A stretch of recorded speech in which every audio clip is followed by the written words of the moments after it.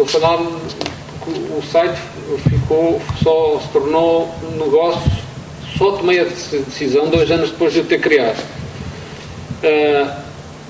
Mas até lá eu tive que suportar estes custos de alguma forma. Então, qualquer coisa que eu pudesse fazer para reduzir estes custos seria sempre bem-vindo.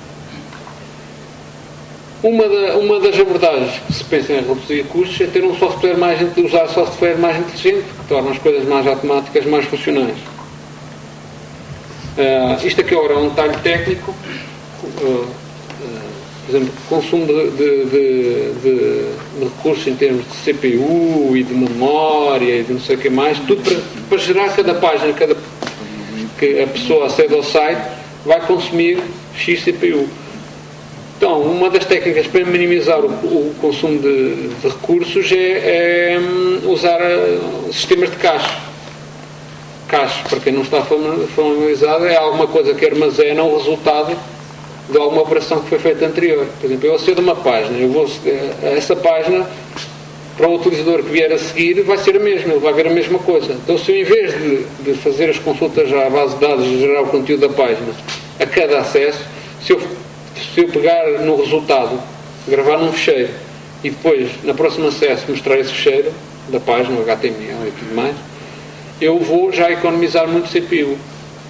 No princípio isto não era tão necessário porque o site era pequeno, mas depois chegou a um ponto que se eu não fizesse isso eu ia precisar muito mais que um servidor dedicado, que é o que está a gastar no momento. Para além disso, existem formas de cache já na parte de execução do PHP. Hoje em dia uso uma extensão chamada Accelerator. Não vou entrar neste detalhe técnico, que não era o propósito da palestra.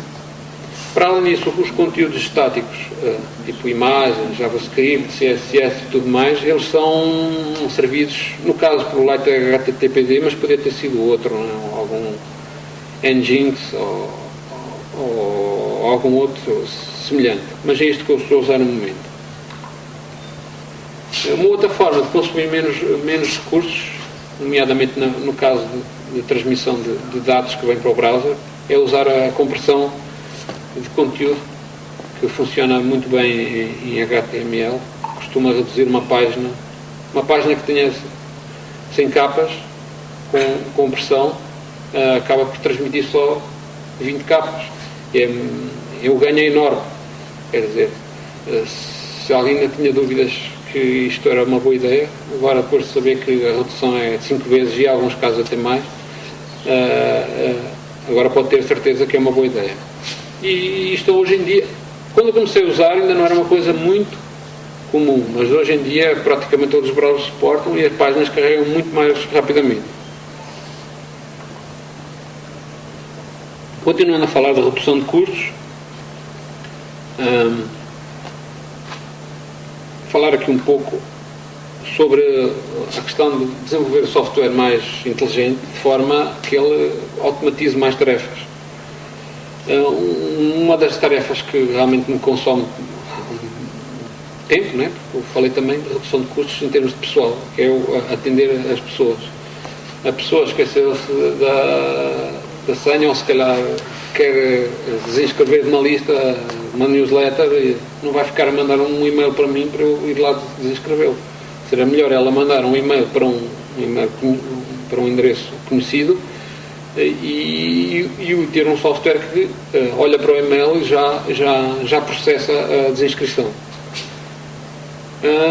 E para além disso, uma coisa básica que muitos sites deveriam ter, mas há outros tantos que não têm, que é ter páginas com respostas a perguntas frequentes. Que isso com certeza vai reduzir muito o consumo de recursos em termos de necessidade pessoal. Agora, na parte de desenvolvimento do site, hoje em dia eu uso muito ferramentas de geração de código. No caso, eu desenvolvi uma ferramenta chamada MetaStorage já em 2002. É uma ferramenta para aqueles que estão familiarizados mais com aspectos técnicos, é uma ferramenta dita de ORM, Object Relational Mapping. Eu defino a estrutura de dados que eu quero, ele vai-me gerar todas as tabelas, todas a instalação do esquema na base de dados, tudo que é preciso para fazer a atualização da base de dados para suportar novas funcionalidades. Eu já cheguei a dar uma palestra sobre essa ferramenta, mas como não é aqui o âmbito desta palestra, é só isso que eu vou dizer. E essas ferramentas, o que é que elas proporcionam essencialmente é a redução do tempo de escrita, teste e correção, que são uma ferramenta de geração de código. À partida, a ferramenta já vai gerar o código correto. Se eu tiver que escrever o código, não só eu vou demorar muito tempo, como há sempre a probabilidade de eu, como humano, vou errar, já sei que vou ter algum tempo para gastar mais para testar e corrigir. Então, esse seria um dos grandes benefícios das ferramentas de geração de código em geral. Agora, começando a falar um pouco mais sobre a geração de receita. Aqui eu vou dar um pouco na história. Eu comecei o site em 1999. Ainda era um hobby. Eu queria divulgar só os meus componentes, depois abri para outros divulgarem os componentes deles. E isto começou-me também a tomar um bocado de tempo, mas eu conseguia nos tempos livres ir fazer a tal moderação dos novos componentes. Mas chegou uma altura que começava-me a tomar já muito tempo. E eu portanto, estava no Brasil e eu cheguei a ir trabalhar a convite do Celso Martinho para uma empresa Celso Martinho, tu sabes, para ir para uma empresa que eles compraram lá, um portal de internet chamado Zipnet, para ir trabalhar para lá, mas foi naquela altura do fim digamos, o estouro da bolha .com, que na prática mandaram-nos todos embora, não? E esse foi um momento de reflexão. E nessa altura, por coincidência, nasceu o meu filho. E pensei assim, agora seria bom ficar em casa, aqui a acompanhar o meu filho, não é? Era o que eu gostaria, porque se eu ficar a trabalhar, ainda mais eu tinha que viajar de avião todos os fins de semana, o Brasil é muito grande, e São Paulo, uma cidade muito grande, uma cidade para malucos, do meu ponto de vista, não é? Tem 12 milhões de habitantes, só para terem uma ideia, a parte dentro da cidade, porque a grande São Paulo vai quase até aos 20 milhões. E aquilo consome muito tempo e tal, e eu não era aquela vida que eu queria.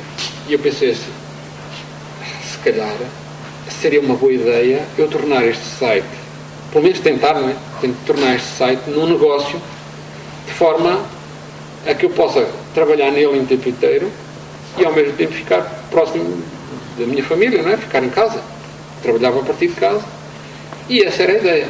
Isto em 2001. Felizmente a coisa correu bem, apesar de eu ter ficado quase um ano sem gerar qualquer tipo de receita. Gostava de ver o que é que acontecia, mas digamos que esse foi o princípio. O que é que eu pensei na altura? Eu sei que eu tinha que convencer os clientes, os eventuais clientes, alguém, quer dizer, clientes seriam, a pagar por algo. Isto aqui, eu agora vou falar de um assunto que na verdade não é a minha especialidade. E foi coisa que fui aprendendo até por ser um pouco autodidata. Então eu vou falar daqui de umas coisas em que têm a ver com aspectos mais sociais, mais psicológicos, do que com aspectos técnicos ou mesmo financeiros. Então, em termos de criar um negócio que motive, de alguma forma, outros a pagarem para sustentar o negócio, eu consigo ver três modelos. Um deles seria o que eu chamei modelo juvenal, que eu já vou explicar a seguir o que é. Outro seria o modelo de Maslow e, por fim, um terceiro modelo que tem a ver com as minhas necessidades. Eu já explico o que é de um deles. Vamos começar pelo primeiro. Juvenal foi um poeta do primeiro século romano, dos tempos romanos. Ele ficou conhecido por muitas expressões, mas uma delas era que as pessoas necessitam de pão e de circo. No caso, o pão simboliza a sobrevivência, porque é um alimento, não é? E circo simboliza o entretenimento. Então aqui podíamos já ver dois tipos de atividades que têm a ver com necessidades das pessoas, e eu podia focar um negócio nessas duas vertentes. No caso do meu negócio, digamos assim, eu estou a focar na parte seria do pão, seria da sobrevivência, porque o site não é de entretenimento. Se o site fosse, por exemplo, no YouTube, já seria entretenimento. Se fosse uma rede social, talvez já fosse entretenimento. Mas o que o site proporciona é componentes, programação, para outros desenvolver os seus trabalhos. E com esses trabalhos eles se sustentam. Portanto, seria seria o foco do meu site. Portanto, não é de entretenimento. Podia ser, mas se vocês, por exemplo, vieram aqui, se calhar queriam também montar um site em que pudessem trabalhar nele a tempo inteiro e pudessem se focar numa atividade que tem a ver com que motive de alguma forma alguém a pagar por algum produto ou serviço, talvez vocês pensem, se calhar eu tenho mais interesse numa área de entretenimento. Ou então nas duas áreas, mas isto agora é uma questão de critérios. Portanto, isto seria um dos modelos. Outro modelo de Maslow foi um psicólogo americano, já do século XX, em que ele fala descreve uma pirâmide de necessidades dos seres humanos. Portanto, aqui o que importa reter é, se vocês vão montar um negócio baseado em que motive alguém a pagar por alguma coisa, satisfazer algum tipo de necessidade.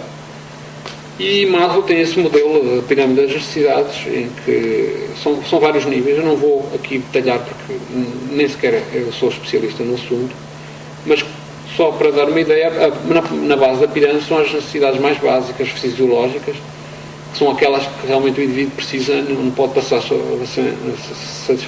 sem elas. E depois, no topo, são as necessidades que não são tão essenciais, mas eventualmente se podem montar negócios baseados em satisfazer essas necessidades. Eu só fazia um comentário, porque aqui nas necessidades fisiológicas fala respiração, comida, água, sexo, sono, homeostase e excreção. Não sei se já ouviram falar, porque isto é um bocado um tabu, não se fala muito, mas os sites vocacionados para sexo são muito, muito, muito acedidos. Não se fala muito porque é um tabu e tal, mas corre muito, muito, muito dinheiro em cima destes sites. E se olharem para a pirâmide de Maslow e verem que ele está na base da pirâmide, que são necessidades essenciais, já vão compreender porquê. Porque são necessidades essenciais, elas satisfazem necessidades de todas as pessoas. Então, era só esse aspecto que eu queria focar, só para quando vocês, por exemplo, estiverem a considerar montar um site baseado num negócio, numa atividade, considerarem isso de forma a saberem qual é a expectativa que podem ter em termos de audiência.